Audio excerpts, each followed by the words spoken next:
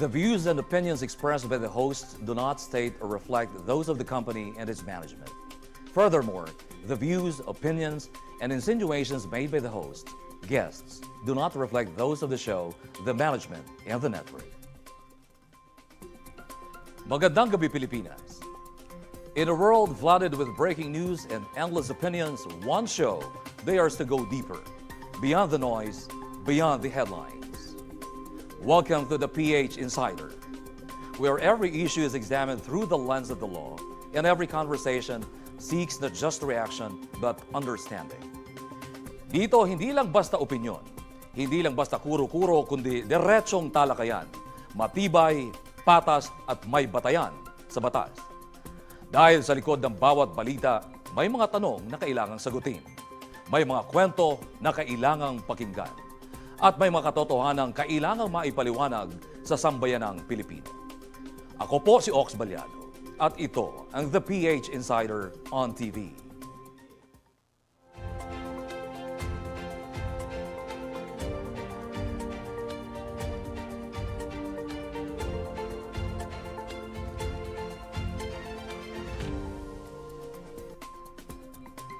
Narito na ang mga pinakamalalaking balita ng linggo. Mga kaganapang pinag-usapan at naging bahagi na ng ating kasaysayan. Kung saan tayo isasamahan ng dalawang iginagalang na mga abogado ng bayan para magbigay ng kuro-kuro sa loob ng tigi-isang minuto. Attorney Rizando Unay at Attorney Eugene Riego. Una sa headlines. 27 patay at 188 o 188 milyong pinsala sa agrikultura dulot ng bagyong Uwan. Tinatayang umabot sa 188.27 million ang pinsala sa agrikultura at naapektuhan ang 6,580 magsasaka sa halos 3,905 hektarya ng pananim dahil sa Super Typhoon Uwan. Ayon sa Department of Agriculture o DA nitong Miyerkules, pinakamalaking pinsala ang naitala sa palay na umabot sa 9,017 metriko tonelada. Kasunod ang mais, 1,235 metric tons, kamoteng kahoy, 42 metric tons, at iba pang high-value crops na aabot sa 546 metriko tonelada. Naitala rin ang 281,000 pesos halaga ng pagkasira sa mga hayop kabilang ang manok, baboy, baka, kalabaw, kambing at kabayo. Isa sa mga pinakamatinding apektadong rehiyon ang Cagayan Valley. Ngunit patuloy pang ibinavalidate ng DA ang kabuuang pinsala. Nagpamigay na ang DA Regional Field Office 2 ng 927 bag na binhi ng mais sa 896 o 876 na magsasaka sa bayan ng Alacapan, Gataran at Rizal sa Cagayan. Naglaan din ang DA ng tulong para sa mga apektadong magsasaka at banging isda, kabilang ang farm inputs, animal feeds, fingerlings ng isda, rice stocks, emergency funds at zero-interest loans at crop insurance. Samantala, sa ulat ng NDRRMC, 27 na ang napaulat na nasawi kung saan siyam ang naiulat na sa CAR o Cordillera Autonomous Region. Sa Region 2 ay 3 at tig-isa sa Region 5, 6, and 9 at isa sa pang probinsya. Eto, 1 minute. Bigyan natin ang ating mga kasamang abogado ng 1 minuto. Reaksyon sa isa sa mga una nating balita ngayong araw. 6 na rehiyon ang lawak na sinagasa nitong Super Typhoon Uwan. Grabe po ang lakas nito at ang magnitude niya. Sana po yung ating mga tulong mula sa gobyerno ay maipaabot kaagad. At sana hindi na po nila bigyan pa ng maraming mga requirements para sila din naman makikinabang dyan. Alam naman natin na sila naman talaga ang nabiktima. So sana hindi na ito magpatumpik-tukmi pa. Lahat po ng ating mga government agencies, DSWD, hindi lang po sa agrikultura. Lahat po ay sana po magtulong-tulong upang po makabangon kaagad itong ating mga kababayan na nasa lanta nitong bagyong Uwan. Yun po ang masasabi ko sa balitang yan. Ika nga eh. Isagad na yung serbisyo. Yun. Attorney Riego, your time starts now. maganda yung pagkakapaliwanag ni Tab Sando as regards to sa nangyari. Pero it is easy to conclude na talagang natuto tayo doon sa recent lang na nangyari doon sa Cebu. Siguro mas prepared tayo ngayon. At the same time, mas maraming mga infrastructure ang hinanda ng gobyerno. Especially dahil based dun sa forecast, talagang malakas daw ang bagyo na darating itong si Uwan. Pero luckily and with much preparation from the government, na mitigate yung mga damages. Yan lang ba? Ayaw mong samantalahin yung pagkakataon at bigyan ng diin, ipanawagan na rin yung binabanggit ni Attorney Sandro na ika nga lubos-lubosin na. Kung tutulong, isagad na natin. No? Saka masyadong maraming nagbigay credit doon sa Cordillera Mountain Range. Na yun daw ang sagip sa ating mga kababayan. I don't know how scientific it would be proven, pero yun po ang maraming nagpapasalamat din po. Okay, sige. Samantala, isa pang balita, kasong sedisyon at rebelyon laban kay Representative Barzaga ikinakasa. Sa detalye, nahaharap si Cavite Representative Kiko Barzaga sa mga kasong inciting to sedition at inciting to rebellion na isinampa ng Criminal Investigation and Detection Group o CIDG. Inatasan ng unang terminong kongresista ng Quezon City Office of the City Prosecutor na personal na umaral sa preliminary investigation sa November 17 at 25 upang matukoy kung isasampa ang kaso sa korte. Hindi nakasaad sa subpina ang batayan ng reklamo, ngunit kinumpirma ng Department of Justice na lehitimo ang pag-file ng kaso. Ayon kay Police Major General Robert Borico II, Director ng CIDG, may kaugnayan ng reklamo sa marahas na insidenteng nangyari noong September 21 sa Mindiola at Recto, ngunit hindi na siya nagbigay ng karagdagang detalye dahil sa preliminary investigation pa ang kaso. Binanata naman ni Barzaga ang Pangulong Ferdinand Marcos Jr. sa kanyang Facebook post kung saan binalikan ito ang mga di umano'y ipinapatay at ipinakulong ng dating Pangulong Ferdinand Marcos Sr. na nagbunsod sa People Power Revolution. Matatandaan na noong Oktubre nanawagan si Barzaga sa publiko na magtipon sa isang subdivision sa Makati upang umano'y salakayin ang mga tahanan ng ilang kilalang politiko. Meron na naman tayong 1 minuto para magbigay ng komento. Your time starts now. Attorney Riego, umpisa natin siya. Oh yes, Cubs. Yung mga nangyayari kay Congressman Barzaga, this borders with yung freedom ng isang tao for speech, freedom for expression and like that. And between that and yung offense against yung public order. It just happens, Cubs, na merong perception against Congressman Barzaga na being playful and reckless. So,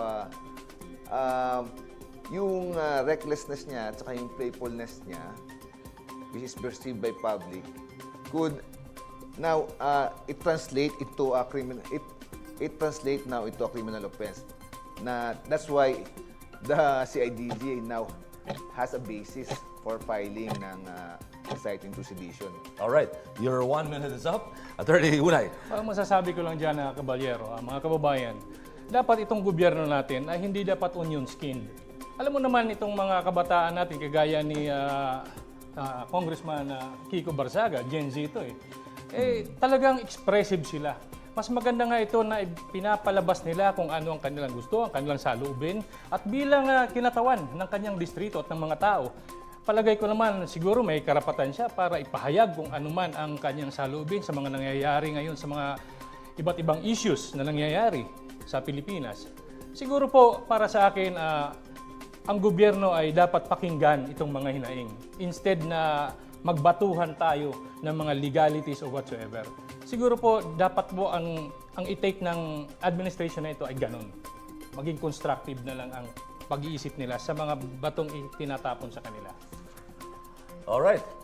Dumago naman tayo sa iba pang balita. Finance Undersecretary Charlie Mendoza, itinalagang bagong commissioner ng Bureau of Internal Revenue. Itinalaga ni Pangulong Ferdinand Marcos Jr. si Finance Undersecretary Charlito Martin Charlie Mendoza bilang bagong commissioner ng Bureau of Internal Revenue kapalit ni Attorney Romeo Jun Lumagi Jr. Kinorpera ni Presidential Communications Office or Pcso Secretary Dave Gomez ang naturang appointment sa mga mamamahayag nitong Miyerkules. Bago ang bagong posisyon, pinamunuan ni Mendoza ang Revenue Operations Group ng Department of Finance o DOF na siyang nangangasiwa sa BIR at Bureau of Customs or BOC. Nagsilbi rin siya bilang Customs District Collector sa Port of Cebu mula Hulyo 2019 hanggang Oktubre 2022 bago pumasok sa DOF noong 2024. Nagtapos si Mendoza ng abogasya sa San Beda University at pumangatlo sa 2004 bar examinations. Ayon sa DOF, bago siya pumasok sa gobyerno, isa siyang practicing lawyer at founding partner ng Palafox Patriarca Romero and Mendoza Law Firm. Naging associate lawyer din siya sa Angara, Abelio Concepcion, Regala and Cruz Law Offices o ACRA Law at sa Suarez and Narvasa Law Firm. Samantala, walang ibinigay na dahilan ang Malacanang sa pagtatapos ng 3 taong termino ni Lumagi bilang BIR chief at hindi rin malinaw kung siya ay nagbitiw, tinanggal o ililipat sa ibang posisyon sa gobyerno. Meron na naman po tayong 1 minuto, Attorney Unay, Sandro, para magbigay ng komento. Well-deserved yung pagkakatalaga ng posisyon na yan ni Attorney Charlie Mendoza. Kasi nakita mo yung track record niya. Walang pwedeng maka-question dyan. Ang ganda. Number 4 siya sa bar. Ngayon, ang tanong na lang, bakit siya nilagay at bakit pinalitan kaagad si Attorney Lumagi? Kasing galing din niya naman yun, di ba? Ngayon, ang tinatanong sa kanina, ano ba? Tinanggal ba siya? O ililipat? For sure, tinanggal siya kasi nag-expire yung term niya nang pinalitan siya. Pero kung ililipat siya, malamang hindi natin masabi kung saan magandang posisyon siya. Bakante lang naman ngayon na nababagay sa kanya yung Department of Justice. At kailangan magkaroon na rin, it's about time magkaroon na rin tayo ng Secretary of Justice dahil sa mga nangyayaring ito. Hindi po pwedeng walang tatalima dyan. Sa posisyon. Sa posisyon. Alright. Okay. Time's up. Attorney Riego, 1 minute. It starts now. Yes, Cubs. Okay. Si Attorney Charlie Mendoza has good credentials. He came from good law offices and at the same time from agencies na kailangan ng very competitive na mga personnel. Pero one good thing na I learned, Cubs, is which is something to be proud of from our roots in Marinduque, na itong si Attorney Charlie Mendoza is son of the island of Marinduque, and I learned that from my cousin kasi bigla na lang napag-usapan sa chat group namin. So, knowing that as a fellow Marinduqueño and all of the members or mga probinsyano sa amin sa Marinduque are proud. And kung ano yung maging performance niya in the next 3 years or more than that, yeah. Alright, Remains to be seen. Okay, congratulate na natin si bagong BIR Commissioner. Samantala, arrest warrant laban kay Senator Ronald De La Rosa inilabas na ng International Criminal Court ayon kay Ombudsman Crispin Boying Remulla. Sa detalye, naglabas na ng warrant of arrest ang International Criminal Court or ICC laban kay Senator Ronald Bato De La Rosa kaugnay ng umano'y pagkakasangkot sa crimes against humanity sa madugong drug war sa nakalipas na administrasyon. Ito ang naging pahayag ni Ombudsman Boying Remulla sa isang radio interview. Pero sinabing ang Department of Justice ang bahala rito. Ayon kay Remulla, ang Korte Suprema ay nag-issue noong October 1 ng bagong panuntunan sa extradition na dapat sundin ng DOJ.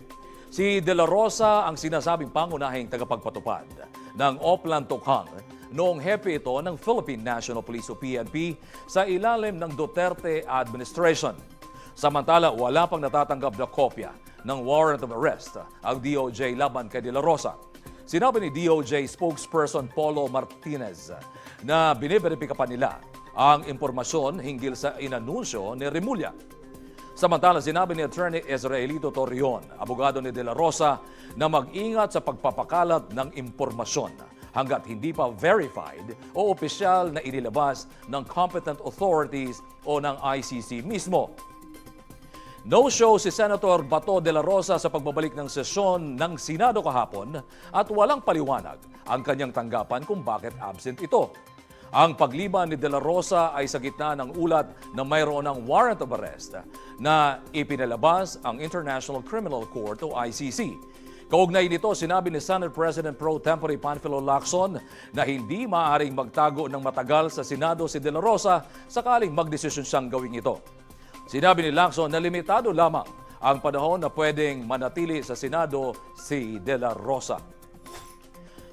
At yan ang naging kalipunan ng mga pinakamainit na balitang humubog sa linggong ito. Mga balitang dapat nating malaman dahil mahalagang may pakialam sa mga pangyayari sa ating bayan. Sa ating pagbabalik, Senator Ronald Bato de la Rosa now finds himself at the center of an international legal storm between the International Criminal Court's warrant and the Philippines' stand on sovereignty. As questions of jurisdiction, justice, and accountability collide, one thing is certain. This case will test the strength of our nation's laws and the limits of international power. Mainit na debate na naman ang naghihintay sa pagbabalik ng programang Lahat ng Anggulo ay Sisilipin. For this is the show that uncovers the truth behind social issues and personalities in the spotlight. This is the PH Insider on TV.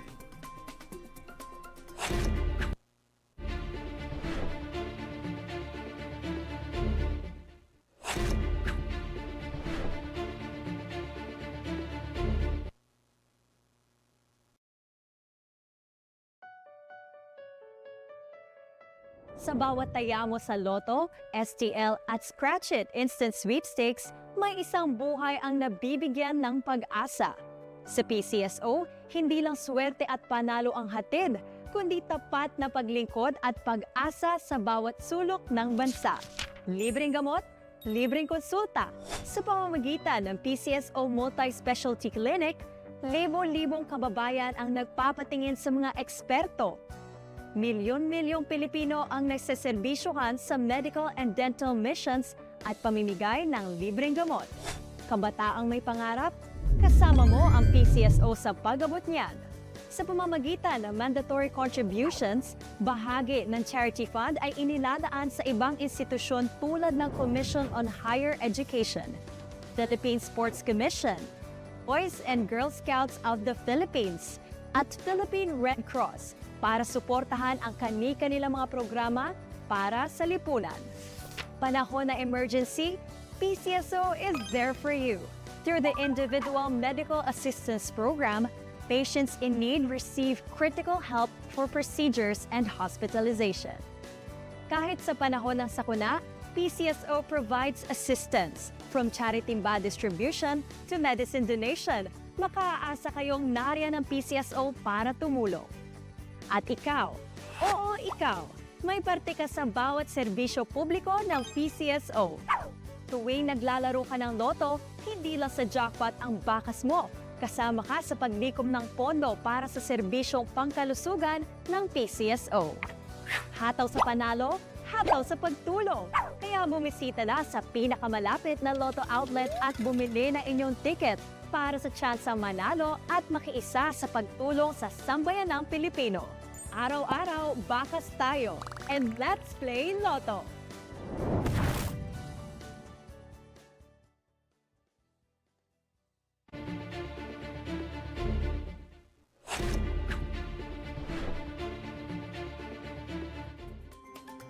Nagbabalik ang The PH Insider on TV.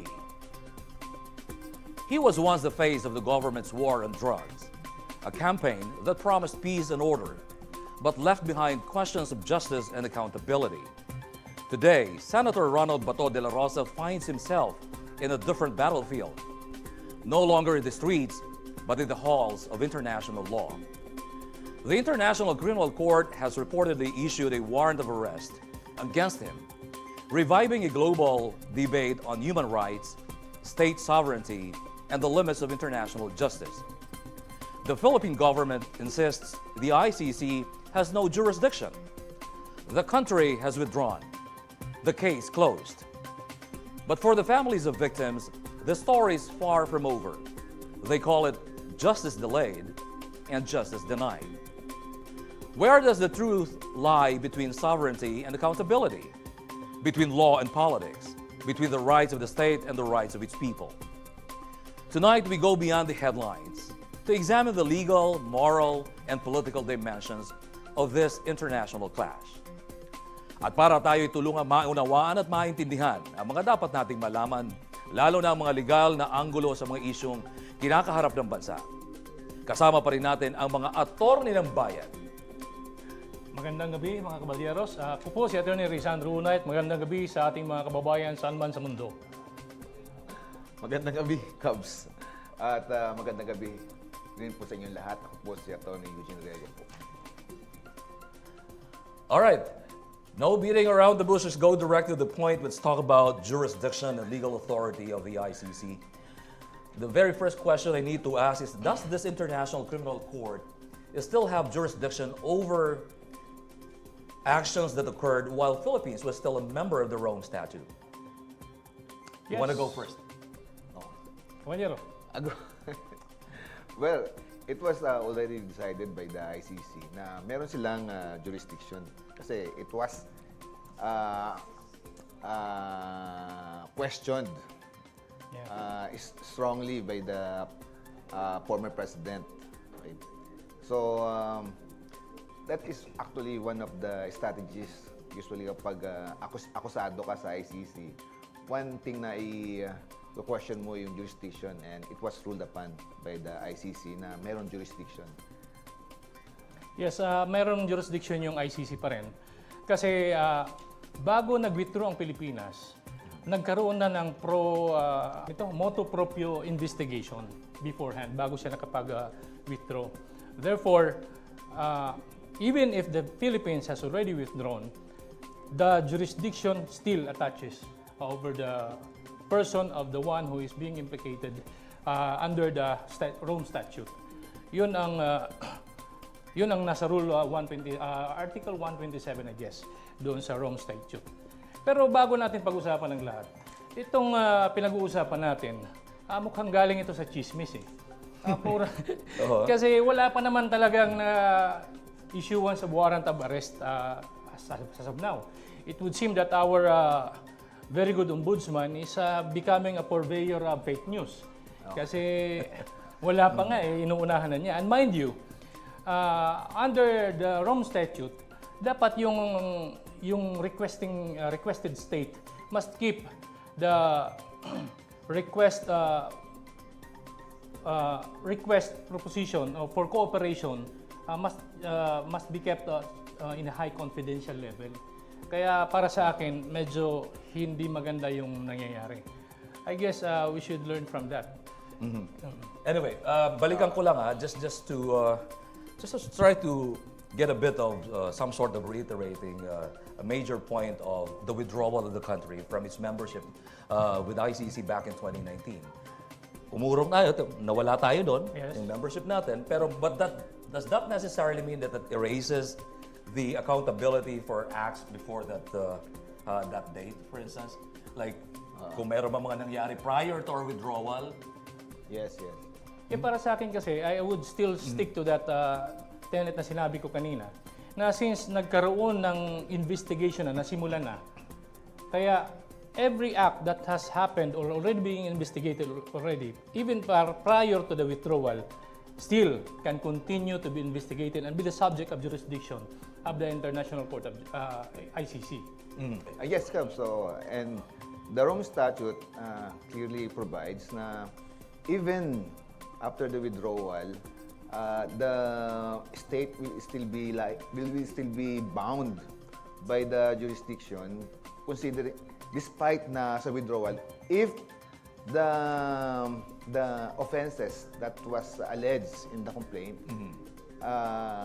happened before the withdrawal.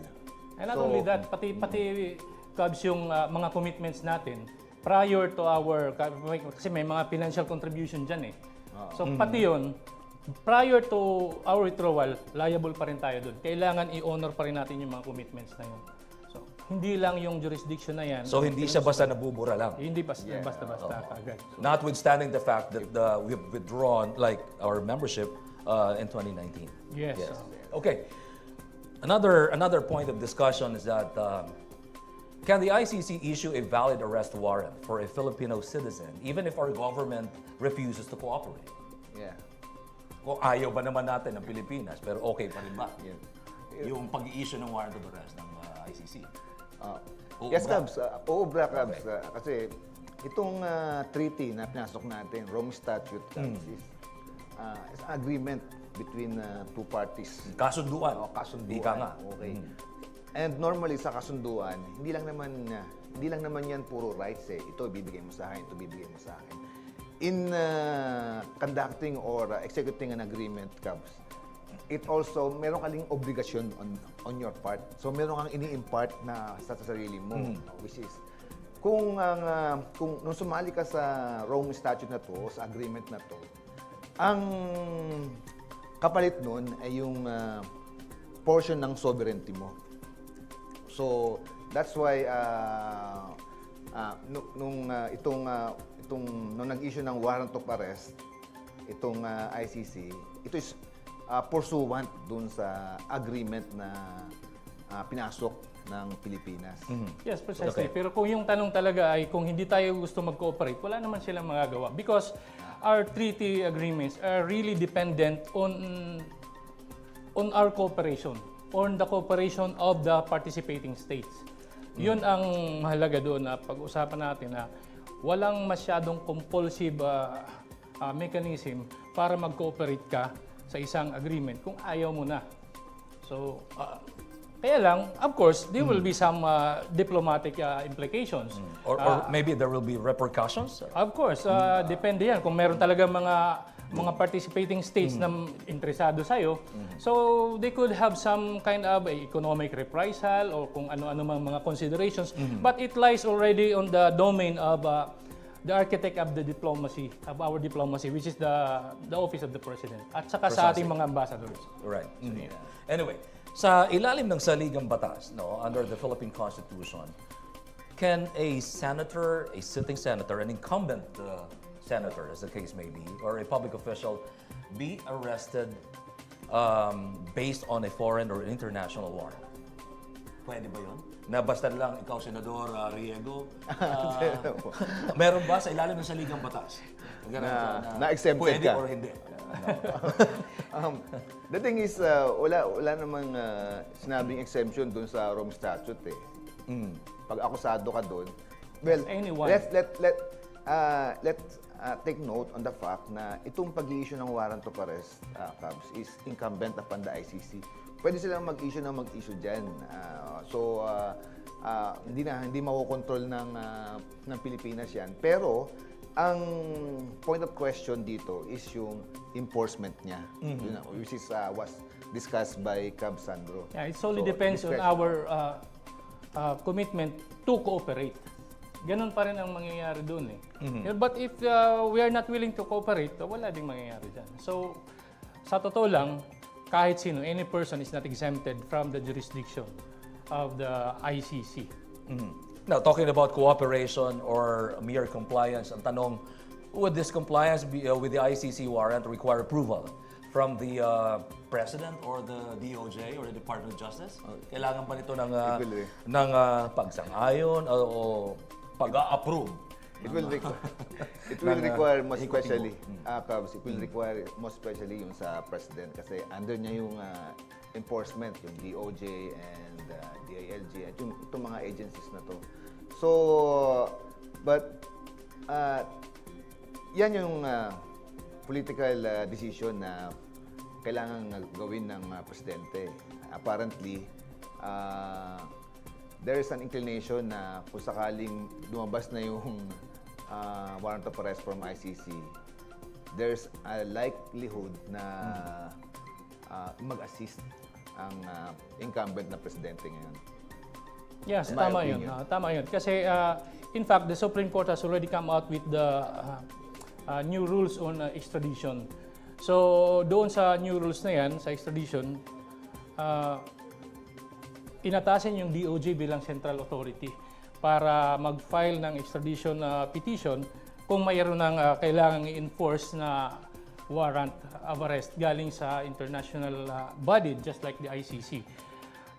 In fact, kasali talaga doon sa Rome Statute na once in the execution or in the cooperation in the enforcement of the issued warrant of arrest, isa yan doon sa sinasabi sa Rome Statute na dapat i-present siya kaagad yung accused doon sa local judicial authority. And I think meron na tayong enough rules para dyan when it comes to the issuance of the subsequent warrant of arrest against Senator Bato. And that perhaps answers the question na sinasabi kung ipapaubaya ba itong warrant doon sa otoridad, the Philippine authorities, no? Enforcement. Are they necessarily obliged by law to enforce it? Okay. They are not. They are not. Legally, they are not. Because, for example, one basis is Depends kasi on the operation. naka-withdraw na. However, there is parang customary and traditional parang a way to comply. Kasi, for example, there will be a diplomatic and political pressure on the part of the president to comply. Kasi, meron mga implications yung pag hindi ka nag-participate doon sa dati mong samahan, yung ICC nga, which is, na pumirma natin, nag-withdraw ka. So, ang problema, what will be the actions ngayon ng ICC? That's a good question, Cabs. Kung sakaling ayaw naming i-enforce yan. Ayaw naming i-enforce yan. Kasi hindi namin trip yan eh. So, pwedeng gawin ng ICC, and tuloy pa rin naman ng pag-i-issue nila ng warrant of arrest kasi prerogative nila yun. However, they will still notify yung state, yung Pilipinas, na ito, meron kaming warrant of arrest. Tuloy, pati yung mga ibang states, ino-notify nila. Tapos, at the same time, they will also coordinate with Interpol para dun sa issuance ng red notice. Okay. Ang implications nito, Cabs, kung sakaling other than that, yung mga procedural steps na pwedeng gawin ng ICC, the ICC can censure the Philippines because provisionally merong parang moral obligation on the part of the Philippines to comply with that. At the same time, doon papasok yung political at saka economic pressure. For example, pwedeng i-recommend ng ICC na from the other member states na okay, maapektuhan yung trade privileges, yung mga konsekwensya na sinabanggit kanina ni Attorney Zandro. yung mga aids, yung mga aids, mga international aids, malilimitahan, and all those things. Okay. And at the same time, Scabs, maapektuhan yung international reputation ng Pilipinas being one of the advocates for human rights. Yes. Pero Anyway, lahat yan, sige, lahat pwede- yan sasakyan ni ng administrasyon dahil favorable sa kanya politically yung nangyayari na ganyan. So, yun ang magagandang points niya. Sige. Anyway, eto, pag-usapan naman natin itong, the very person involved here is no less than the Senator Bato de la Rosa. And we're talking about this controversy na nandyan na nga yung warrant. Well, apparently, he has to find some remedies, legally. Can he appeal or challenge the warrant internationally or locally, as the case may be? I think they just have to insist to be subjected to the extradition procedure. And doon, pwede niyang i-assail yung admissibility ng case niya. Anyway, ang hirap nga nitong hindi naman natin nakita yung complaint laban sa kanya. But then again, He can also apply for bail while his case is being heard by the Court of Jurisdiction in our jurisdiction. At of course, pwede rin niyang i-appeal if the court would find it unfavorable against him. So yun ang mga legal remedies niya na naiisip ko na pwede niyang i-avail, i-capitalize pag dumating yung warrant of arrest niya. Meron ka bang legal remedy na pwede pang ibahagi o sakasakali? Magtago. Doon sa ICC court, yung mga legal remedies niya, example, nahuli na siya, na-deliver na siya sa Hague, to question yung jurisdiction, to question yung warrant of arrest niya, and all those stuff. Doon sa ICC yun. Sa Pilipinas, premature na mag-submit ka, gumawa ka ng legal remedies o petition sa korte kung wala pa yung warrant of arrest. Yes. And at the same time, if we look back dun sa presidency for example, the former President Duterte, ang bilis ng pangyayari. They were able to execute yung warrant of arrest immediately, tapos dineliver agad sa Europe, yung former President. So, para conduct ka o mag-execute ka ng legal remedies, magpipile ka ng petition sa korte, for example, habeas corpus or other remedies para i-stop yung implementation ng arrest, wala, magiging moot and academic na, tingin ko. So, ang masasabi ko na lang... So ultimately, anong gusto mong ultimately, sabihin mo sa kanya? So, malamang baka hindi na legal remedy ang gawin ni Senator Bato. For example, gamitin niya yung circumvention ng, sa example, Senate rules. Hindi ka pwedeng, meron silang rules doon na hindi pwedeng arestuhin ng senador kapag nasa Senate. Anyway, yun nga. Sige. Talking about that Senate rules na maaaring tinutukoy mo, no? Ang isang mahalagang katanungan, kasi it's being bilang member of the Congress, no? Ito si Senator. Can Congress intervene? Pwede ba siyang manghimasok by way of passing a resolution regarding ICC proceedings, especially if it involves one of its members? Well, it will just have a persuasive effect on the manner of how his case will be handled by the executive. But then sa kalagayan natin ngayon, wala kang pupuntahan kasi buong house, kahit sa lower at sa upper house, hindi ayon sa iyo. In fact, inunahan na ni Senator Ping, sinabi niya, he can just stay here but not for long. Sabi niya, hindi siya pwede magtago dito. So what is that to tell you? So, wala siyang kakampi. Well, okay. Well, on my part comes, the only thing Senate or Congress do is puro declaratory lang. So walang ngipin yung mga declaratory. Persuasion nga lang. So It's a mere persuasive ang dating nun, Cabs, manifestation. ang purpose nun is to promote yung public opinion nila and for purpose. Pero they can study, meron silang siguro after effect na pwedeng gawin, which is yung example, yung kanilang power of oversight. So pwede nilang questionin yung, tanungin yung mga example, yung mag-i-implement ng warrant of arrest, DILG, yung oversight nila. So andun yung bawi, yung bawi. Pero during sa warrant of arrest, pero andun na siya sa Hague. wala na, oo. Oh, anyway, sige. Magpapakalalin tayo dyan. But session suspended muna tayo. At dahil sa ating pagbabalik, no, we will dig into the very heart of this controversy. In this clash between the nation's sovereignty and the world's call for justice, the case of Senator Ronald Bato de la Rosa stands as a symbol of power, responsibility, and consequence. Accountability demands answers. Human rights demand truth. Sovereignty demands respect. But can all three coexist in one nation under one law? This is the PH Insider, where truth cuts through the current.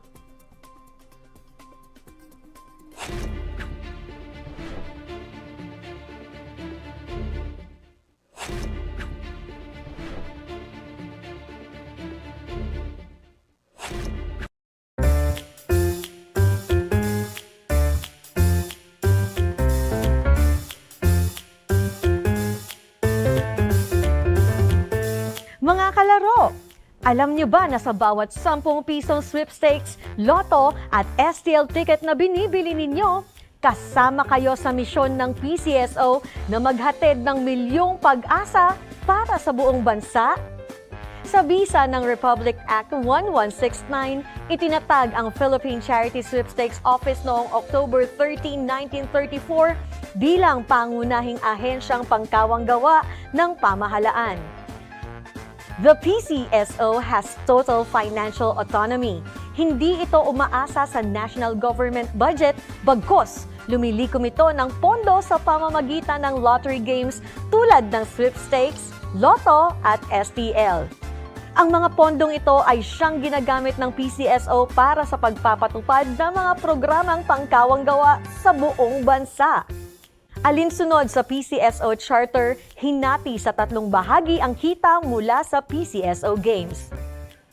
55% prize fund. Dito ay kinukuha ang papremyo sa mga laro tulad ng loto.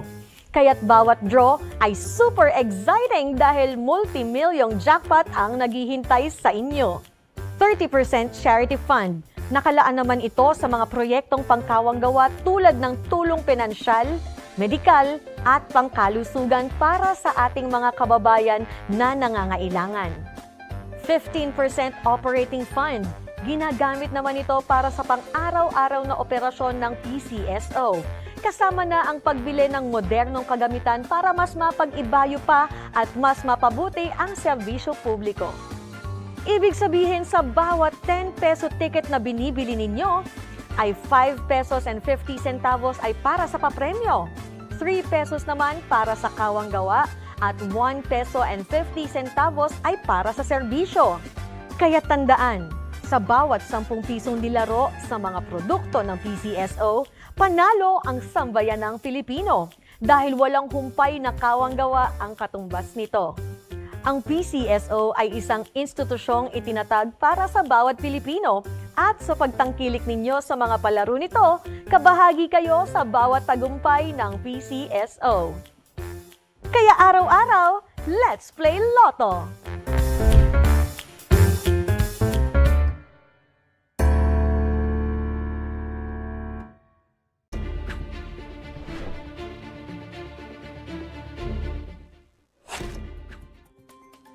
We're back with a program that takes a closer look at every angle of the nation's most pressing issues, always examined in the perspective of the law. This is the PH Insider on TV. At kasama pa rin natin ang ating mga attorney ng bayan para himay-himayin ang mga kontrobersyang bumabalot sa warrant of arrest ni Senator Ronald Bato de la Rosa from the International Criminal Court. Now let's delve into the details of matters pertaining to, let's talk about accountability, human rights, and sovereignty. Sige, first things first. Is this issue purely political or is it rooted in the principle of justice for alleged human rights violations? Yes, Cubs. That's a good issue, Cubs. Pero it became political because it involves personalities of high authorities. Because it embraces yung idea na yung mga magiging liable ay mga former president and generals, yung mga high authorities noong panahon nila. It is also legal, itong mga nangyayari, Kaus, because it sets and it provides yung standards for the what we say is for the claim or for the attainment ng justice. So, it remains, Cubs, na it becomes an issue, Cubs, because dito papasok yung, kasi wala namang problema dun sa ICC. So, pag-issue ng warrant of arrest, for example, in terms of warrant of arrest, papasok dito yung sa enforcement. So, it becomes political kasi Ang involved ay kasi the president will consider a lot of things. okay. Whether or not he will embrace justice for all the victims ng nangyaring human rights violations or for the killings. Okay. But at the same time, he has to promote din, on the other hand, which is yung rhetoric ng sovereignty. Okay. Kasi kung nationalistic ka, sasabihin mo, bakit makikialam yung ICC sa Pilipinas? Right. Amin lang to eh. You earlier mentioned yung mga biktima ng itong victims of the war on drugs, no? Anong ibig sabihin nito para sa kanila? Meron pa ba silang aasahang hustisya sa ilalim nitong ICC system? Actually, sila ngayon ay masyadong hopeful, lalo na yung mga victims ng war on drugs.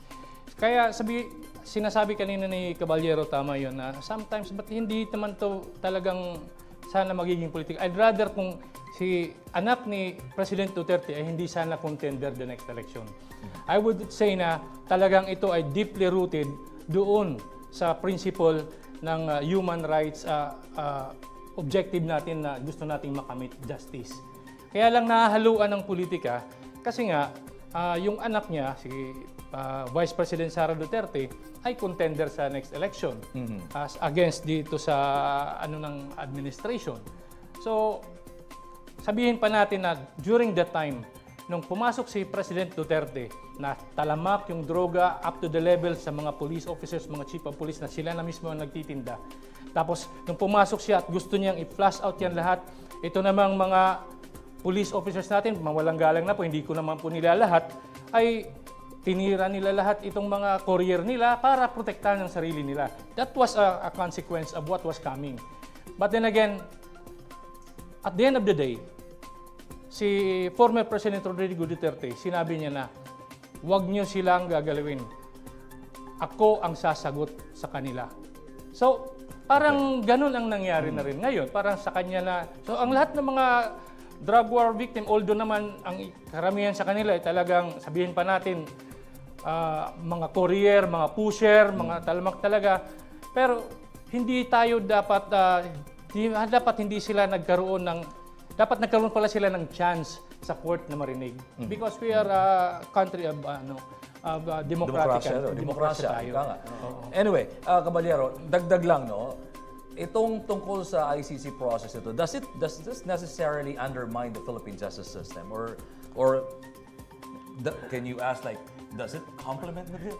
Yes, of course, it is complementary sa law. It should be complementary. Kailangan maunawaan ng mga kababayan natin. Kasi hindi yan nagsasalungat. In fact, pag may conflict between an international law or international treaty as against our municipal or local law, ang ating mga courts, ang ginagawa nila ay they're trying to harmonize the two in order to give effect to the purpose of both international and our local laws. But then again, pag hindi talaga kayang i-harmonize yan, ang natutunan natin at ang ano talaga natin, the principle of sovereignty prevails over the international law or international treaty. Right. Well, Eugene, On my part, Councilor, Sige na. just to add to that, I think the acquisition of jurisdiction of the ICC on those cases, based on the doctrine of complementarity, it states na papasok lang yung ICC kung hindi gumagana yung Courts natin. Dito, local. Justice system natin. Yes, justice system natin. So, based on that logic, it means na na-undermine o kaya nag-impliedly, it means na kaya gumana yung operation or sistema ng ICC, it means hindi gumana kasi yung sistema na dapat meron tayo sa Pilipinas. Hindi ba So, gumana? Yan ang tanong. Medyo wala. So, aabutin tayo ng ano yan. malalim na discussion yan. Okay, sige. Oh, yes. Anyway, eto maaaring sagutin mo rin ulit, no? Maaari mong may kadugtong dito din yung mga ilang sa mga kasagutan mo. Tungkol ito sa pamahalaan natin, paano kung, let's say, if we refuse to surrender the accused, ano ba yung mga options na maaaring gawin ng ICC as a result of the refusal? Well, the ICC will be ICC and it will still continue its function. So, for example, it will still notify yung state na involved. It will still notify yung Interpol regards dun sa subject nila na may kaso. And the thing is, yung namang problema nung example, for example lang, kay Senator Bato, andito siya sa Pilipinas, Ang problema lang niya is kung nasa labas siya ng Pilipinas. For example, pwede pa rin i-implement ng ICC yung warrant of arrest. For Okay. example, they found na example si Senator Bato napunta sa isang state, nagpunta siya, nagbiyahe siya, nag-abroad siya. Member state. Member Yes. state ng Oo. ICC, oo. So, pwede pa rin i-implement yung Yes, correct. yung warrant of arrest. So, yun Okay. yung mga repercussions, Cubs. And at the same time, yun yung maraming economic at saka political pressure na matatanggap ang Pilipinas just in case na mag-refuse sila. Okay, in this particular case, can this be something that will open the door for accountability for other officials involved in the drug war? Yes, of course. Kaya lang, as discussed earlier, dapat sana, kasi gumagana naman yung ano natin, yung justice system natin, dapat simulan natin dito sa atin. Hindi naman agad-agad pag hindi pupunta ka agad sa ICC. And of course, may parameters naman sila doon kung kailangan ba i-admit yung... Kaya lang nagkaroon naman ito ng mga drug war naging napunta sa ICC kasi yung magnitude niya na parang pumapasok na siya doon sa mga crimes against humanity na within the jurisdiction of the ICC. Of course, nagkaroon tayo ng kaliwanagan at siguro naman nagkaroon ng awareness that time. Kaya lang, sad to say, if I may say, yung observation natin ngayon sa ating bumabalik na naman yung droga sa ating kalye at sa ating mga lungsod. So, I hope we would learn from our past para hindi na maulit. Meron kang gusto dito? That's the thing, Cubs, yung enforcement kasi, it promotes yung accountability. So, directly proportional yan eh. Kapag nakikita ng tao na merong mahuhuli, merong may nakukulong, and may napapound guilty. So, in terms of accountability, it nai-impede yung mga desire ng mga magnanakaw, magnanakaw, o kaya magkakandak ng, magkukumit ng crimes to commit na nababawasan siya. It's not only logical, but talagang based on experience, hindi lang sa Pilipinas, pati rin sa ibang mundo. Well, kanina pa natin pinag-uusapan, actually nabanggit nyo nga kanina, kung ang isa sa mga rason kung bakit kinakailangan minsan manghimasok na ang ICC bilang isang produkto ng treaties o mga kasunduan, kung nag-fail yung justice system ng bansa. Yes. Ang sa akin, yaman din lamang na pag-uusapan natin ito bilang isang pangkaraniwang mamamayan, kung may mga biktima ng drug war, bakit hindi dito litisin yung mga ina-allege na may kinalaman dito? Di ba? Kung merong mga kaso na kinakailangan isampa doon sa kampanya na yun ng dating administrasyon, bakit hindi natin litisin dito bago tayo mag-resort sa ICC? Ako yun ang isa sa mga matagal ko nang itinatanong. Kasi anong ibig sabihin ba nito? Tayo ba will submit our sovereignty at the expense of the interest of our, let's say, a member of the Congress, for instance, just to pay the way of whoever, kung kanino mang interest ito. Di kasi nangyari yata yan noon. Kasi nagsimula yan during the time of presidency of former President Rodrigo Duterte. While he was a sitting president, nagkaroon ng pagpunta doon sa ICC. Kasi ang iniisip nila, wala silang mapapala kung dito nila ipa-file. Kasi nga, lahat ng mga police officers at ang daming mga involved na nandun din sa gobyerno yata nung time na yun. While at the same time, pilit na nililinis ni Presidente Duterte yung Pilipinas. So, dun yun nagsimula. Pero before they resorted to that step, siguro naman dapat lang sinubukan na dito natin gawin sa Pilipinas, di ba? Dito. Precisely. Kung mayroon mang kaso, may isasampa dito, sinampa, at dito litisin. At nang sa ganoon ay dito makita natin kung talagang nag-work pa ang ating justice system. Correct. Okay. Ito, isang katanungan na mahalaga bago natin tuluyang tapusin itong episode natin ngayong araw na to. No? Sa inyong pananaw, how should the Philippine government respond or confront or cooperate Ano ba? Ano bang dapat reaksyon ng gobyerno to? Komprontahin itong issue nito or makipagtulungan na lang? Well, Gabs, when you say confront, kasi, Ayaw mo ng confront. Ayaw mo. yung confront, Okay, it will go with the, it will complement with the rhetoric of sovereignty. Yung mga nationalistic, gagamitin nila yung sovereignty. On the other hand, yung cooperation, it will go, doon papasok yung, ano ba yung intention ng gobyerno? Are they seeking or they are more inclined with accountability and for justice? Now, dyan papasok, actually this is a debate on whether is this for the Philippines or is this for ICC in Netherlands. But the real issue is whether or not the Philippines will or our democracy will choose to side with accountability, because accountability, Cubs, is and justice, although it slowly moves, by history, it always go towards truth and accountability. Sige. Sa akin, I will confront that. Bakit? Sinabi mo pa kanina, our justice system is working. It would be an insult to our sovereignty kung isasabihin natin na wala palang mga kwenta kayo dyan, kami na lang ang maglilitis dito. Kasi hindi nyo pala na bibigyan ng hustisya ang mga tao ninyo, di ba?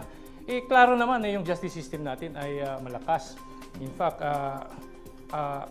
ang dami nating mga cases na ngayon ay nakabinbin at umuusad naman ang ating hustisya. Yun lang naman ang sa akin palagay. Ang sa akin naman dyan, ako'y makikipagtulungan sasang-ayon sa naturang proseso ng ICC kung, uulitin ko, merong hayagan at kitang-kitang ineffectiveness at nag-fail ang ating justice system. Sapagkat ako naniniwala pa rin ako, anumang uri ng kaso na kayang litisi at kayang magkaroon ng kaayusan dito sa ating mga hukuman dito sa ating bansa before we resort to the International Criminal Court. The law is not just written in books. It is written in the lives of people. Tonight we have seen how one man's name, Senator Ronald Bato de la Rosa, has become a symbol of greater struggle. The struggle between sovereignty and accountability, between national pride and universal human rights. The International Criminal Court speaks of justice beyond borders, while the Philippine government stands by the principle of justice within its own. But perhaps the question is not who has the right to judge, but who has the will to answer. Human rights are not foreign, they are Filipino. They are the rights of every mother who lost a son, every child who grew up in fear, every officer who believed he was serving the law. And if justice means facing the truth, then sovereignty means the courage to do so on our own soil. In the end, history will remember not the courts that issued the warrants, but the nation that chose whether to uphold its dignity by defending its people or by defending the truth. Because justice, real justice, knows no borders. Magandang gabi. Ako po si Ox Balyado, kasama natin ang ating mga abogado ng bayan. Ako po si Atty. Risandro Unay. Magandang gabi. Ako po si Atty. Eugene Riego. Magandang gabi po. Hanggang sa muli nating paghihimay-himay ng mga balitang may pakialam ka. No spin, no bias, just the law. This is the PH Insider on TV.